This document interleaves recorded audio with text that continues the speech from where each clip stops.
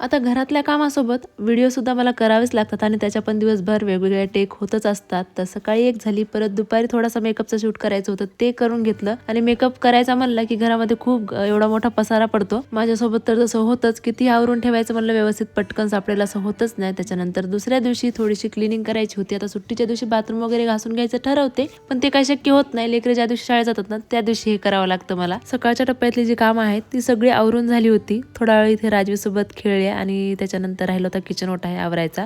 So ते सगळं आवरून घेतलं. आता घरातली कामं होत नाहीत की तोपर्यंत लेकरं पण आलेली असतात घरी. तर शाळेतून आल्यानंतर छोटीशी भूक असते लेकरांना लागलेली, त्यावेळेस मग काहीतरी करून देते त्यांना. तर मी सकाळी ना साबुदाणा भिजत घातला होता, शेंगदाणे भाजून घेतले, मिक्सरला काढून घेतले आणि साबुदाण्याची उसळ जी आहे त्यांना बनवून दिली. कधी कधी भाजीपोळीच्या ऐवजी असं छोटंसं काहीतरी बनवून दिलं की दुपारच्या वेळेला आवडीने खातात. आणि महत्त्वाचं सांगायचं म्हणजे टीव्ही त्यांनी 2-4 दिवस झालं लावली बरं का. लगेच मग मला इथे गाजरचा हलवा बनवायचा होता, ते बनवून घेतला. एक व्हिडिओ करायचा होता, ते पण कंप्लीट केला. आणि रात्रीच्या जेवणामध्ये बनवली होती भाकर, भात आणि बेसन. असा संपला कालचा दिवस. बाय.